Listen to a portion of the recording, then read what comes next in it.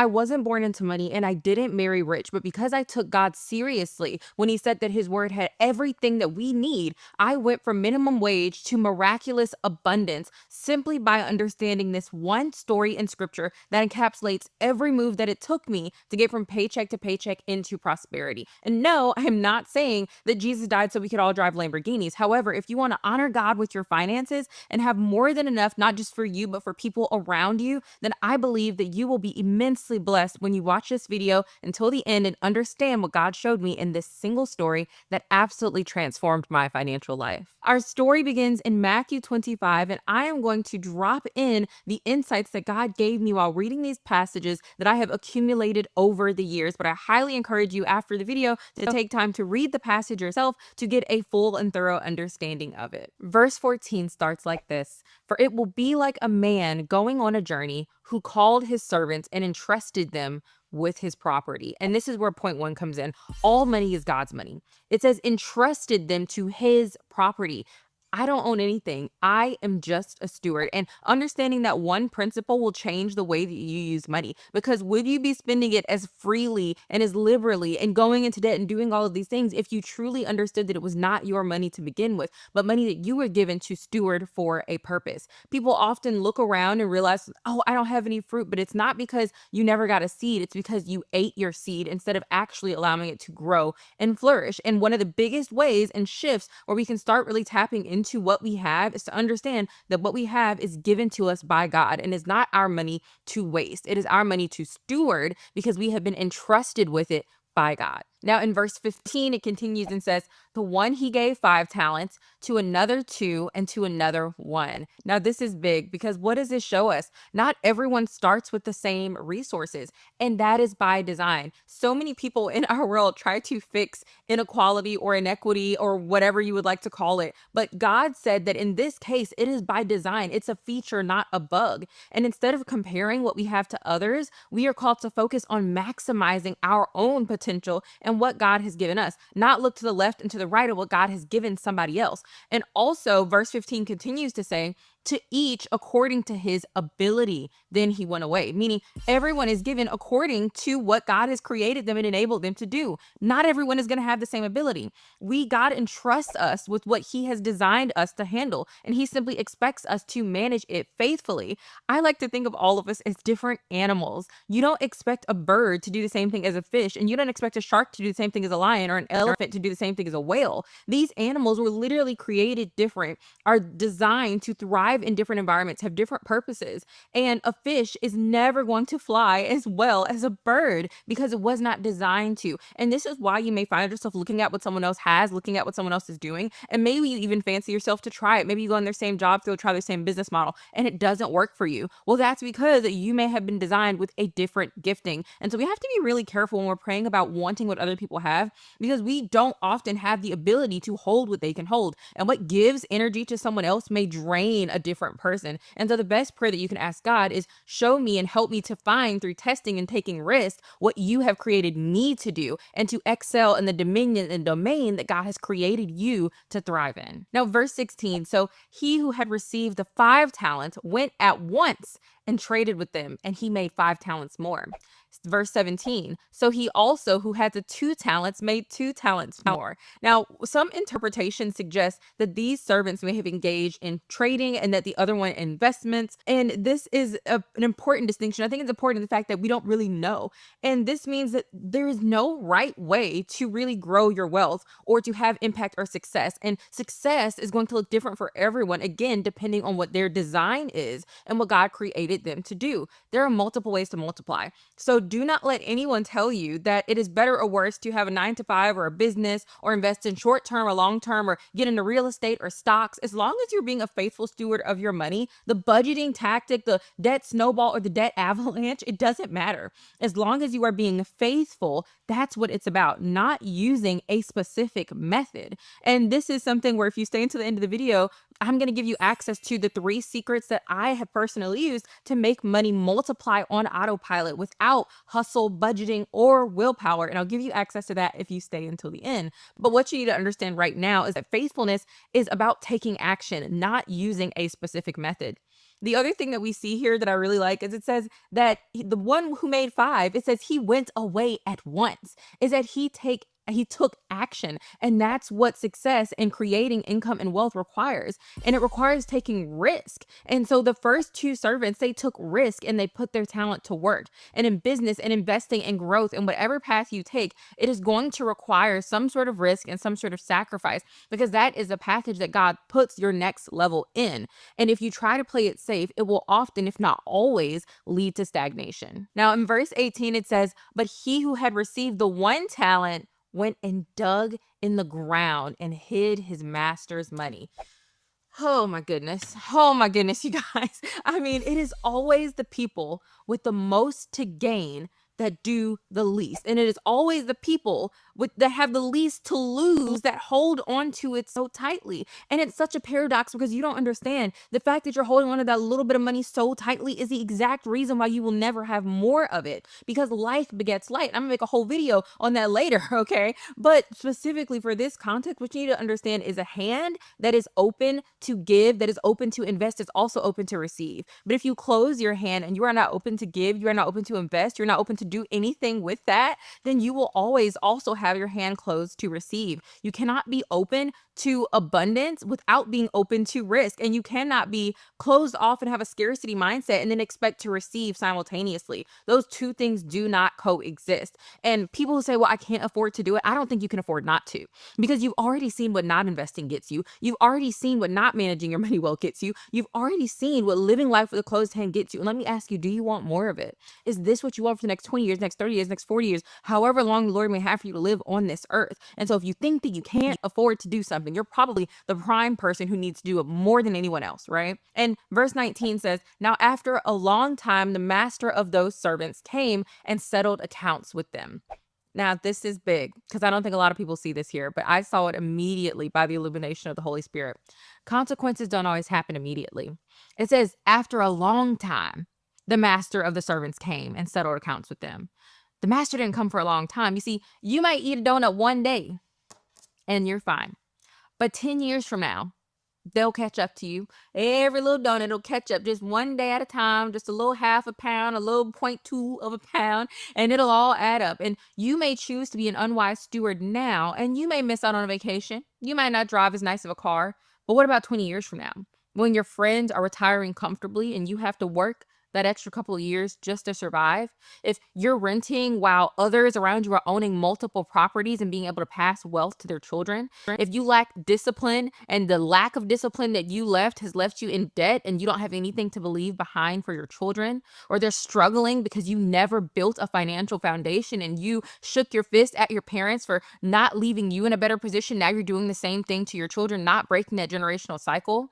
And if your spouse resents you because financial stress has defined your marriage, because everything goes back to having to choose what you can spend money on. And worst of all, you stand before God and you have to be accountable. And although we will not be condemned, we will be judged. And God will come before us and we'll come before God. And he will ask you, what have you done with what I entrusted you with? Instead of multiplying it for his kingdom, will you be the servant who buried it? And if you want more on that, you can watch my other video I did, which is Child of God, Stop Wasting Your Life, where I go deeply into that. And if you need that wake-up call, that video is there for you as well. Now, verse 20, "And he who had received the 5 talents came forward, bringing 5 talents more, saying, Master, you delivered to me 5 talents. Here I have made 5 talents more. His master said to him, Well done, good and faithful servant. You have been faithful over a little. I will set you over much. Enter into the joy of your master." This is so good, you guys, because for those of you who are going to take this and move forward in abundance and really start to expand and multiply what God has given you, growth expands capacity. I will set you over much because what you have done with little. The servants who multiplied their talents were given more responsibility. And when you handle what you have well, your capacity expands and you are entrusted with more, whether in money and influence and impact, whatever that looks like. It can happen in so many different ways, but you get to graduate, you get to move to the next level. And that is an amazing thing to see the Lord continue to take you from faith to faith and from glory to glory. And I know some of you right now haven't experienced that. You feel like you've been stuck in the same level of life for the last years, maybe even the last decade. You feel like you've been spinning around and you're living the same life and you're like, Lord, where is my next level? Where is my next step? Where is my promotion? And I want to ask you, have you been faithful in your current position before you hold your hand out and ask for a promotion?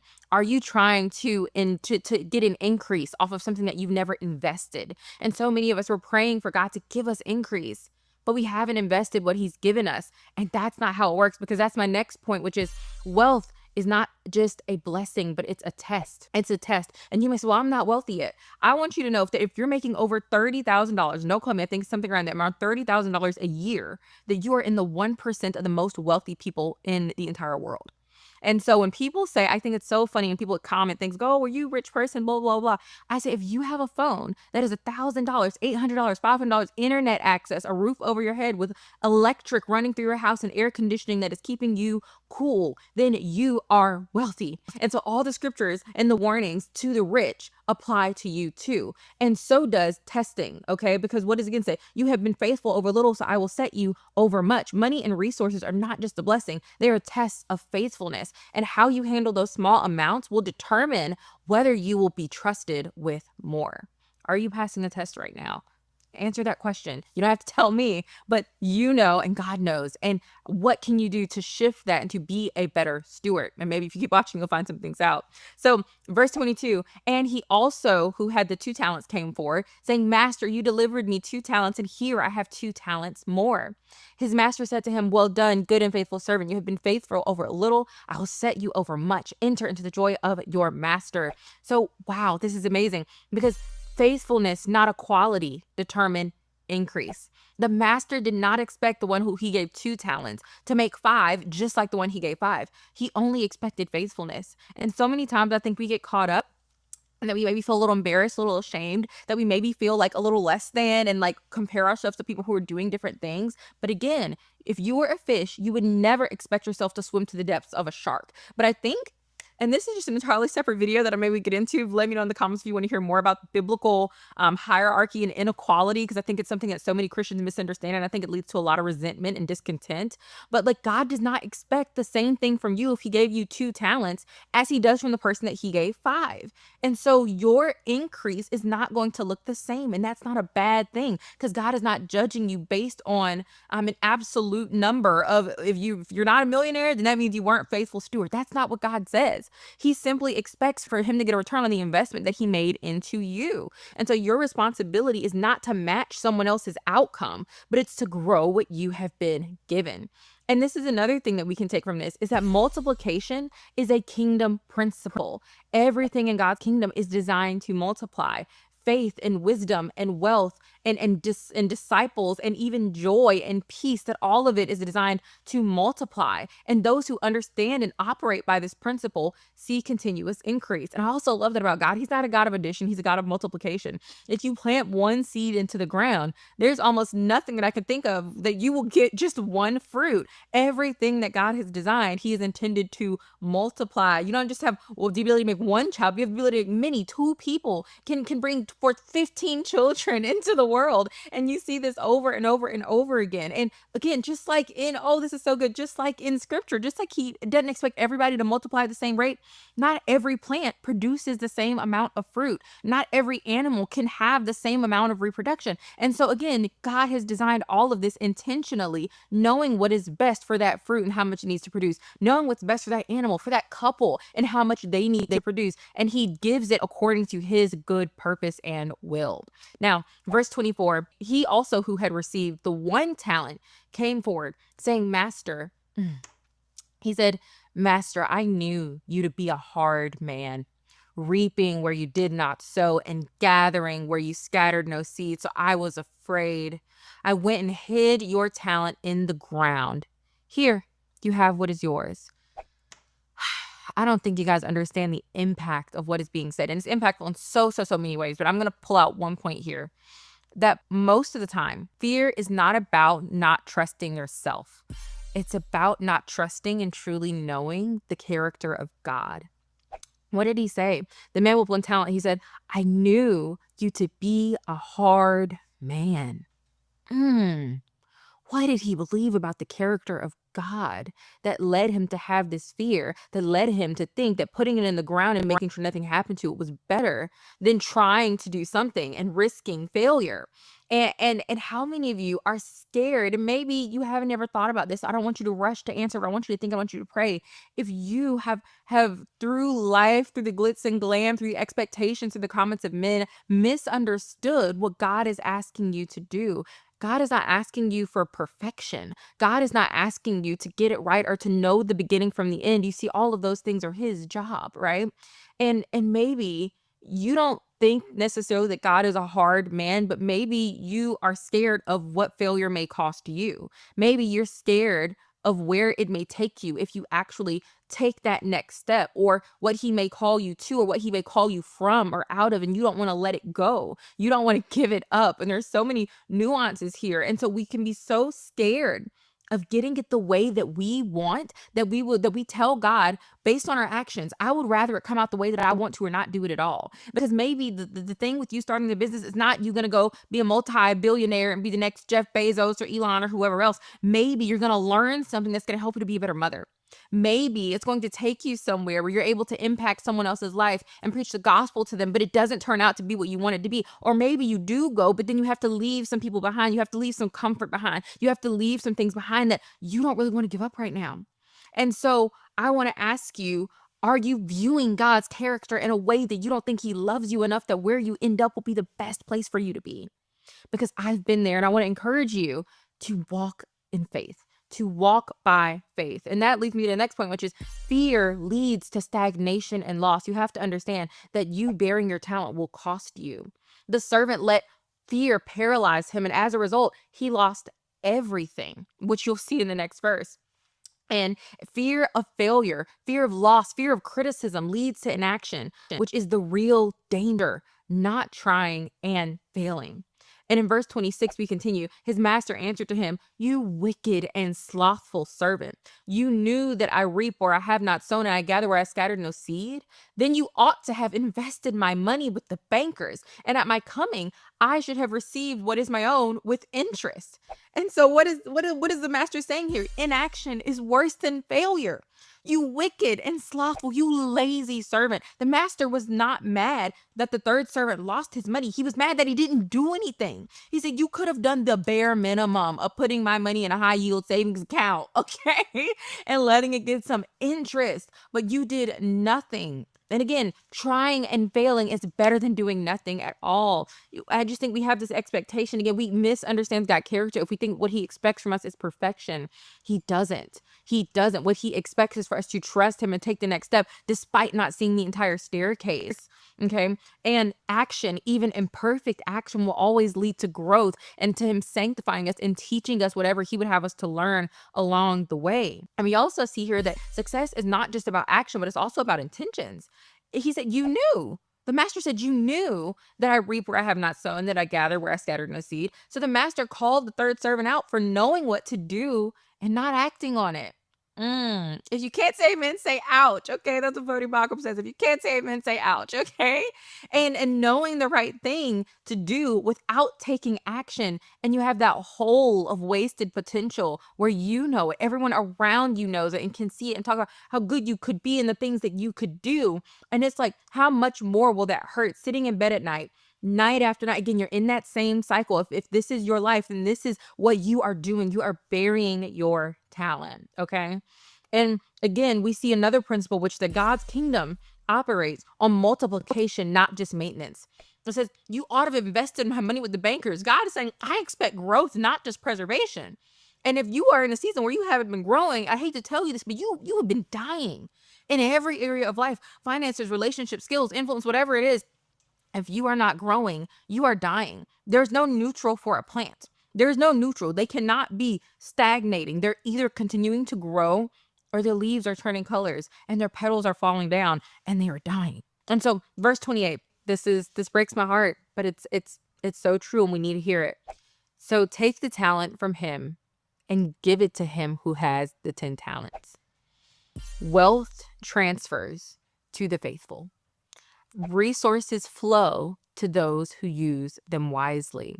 Money, opportunities, and influence shift towards people who are responsible, who take action, and who multiply what they have. And people love to say the rich get richer and the poor get poorer, but I think they will be very surprised. And maybe you're surprised here to find out that that's by design. That is by design. Because what are people with nothing and who have no intention of doing anything with the things that they have need with more stuff to do nothing with?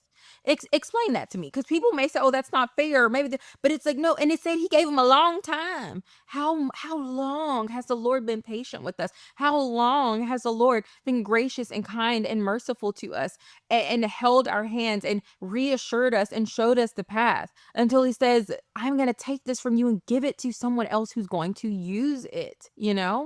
And that's why we have to be so careful and so intentional, because again, even if we fail, that's not the problem. The problem is if we are not actually trying. Okay.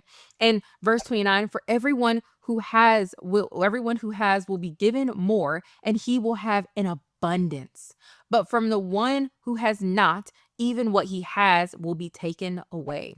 Abundance mindsets create more, and scarcity mindsets shrink. Those who act in faith and abundance thinking will receive more opportunities, while those who operate in scarcity and fear lose whatever they have. And this is intentionally happening based on God's design, but this is also just a natural consequence in action. That if you have faith and abundance and you're viewing the perspective through the lens of expecting good to happen to you, expecting for doors to open, expecting for opportunities to come to you, and then you're willing to take those opportunities, you're naturally going to grow. And the person who is in scarcity, who's holding on tightly to what they have, will never invest, will never give, always burying it in the ground, and is so scared to do anything, they are naturally going to lose what they have. Because even if you just sit it in the bank at this rate, with the way the inflation is going, you will lose your money. And if you put $10,000 in the bank back in 1980, 1970, what that could have bought you, you will be able to do practically nothing with it now that you could have done with it then. And the rich get richer because they move, they invest, and they grow, while the poor get poorer because they hesitate and they hold back. And then verse 30 says, and cast the worthless servant into outer darkness. In that place, there will be weeping and gnashing of teeth. And what does this mean? Judgment comes to those who do nothing. The real failure was not doing anything with what he was given. We are not called to simply exist, but we are meant to work and to grow and to create with what God has given us. And I talk more about how you can do this. That training that I mentioned is right in the description, where I go over the 3 secrets to making money multiply on autopilot without hustle, without budgeting, and without willpower. And so I encourage you to watch that, because I divulge these secrets and explain to you exactly what difference this makes from the people who are succeeding, and how the rich are getting richer and the poor are getting poorer. And these are principles that anyone can use to change their life today. And the parable of talents, though, is more than about money. The story does apply to finances, but it reflects a broader principle of life, that you have to use and grow what you have, and you will be given more. And if you bury and hoard it and refuse to act, you're going to lose what little you have. And this applies to your skills, to your knowledge, to your influence, to your faith, to your opportunities, to your relationships, and to your wealth as well. The key takeaway that I pray you get from this is that God rewards action, faithfulness, and wise stewardship. And that if you use what you have in boldness and in faith, then you will see an abundance and an increase in every area of life. If this video was for you, please let me know in the comments. Give it a thumbs up and subscribe for more faith-based abundance content. And I'll see you in the next video.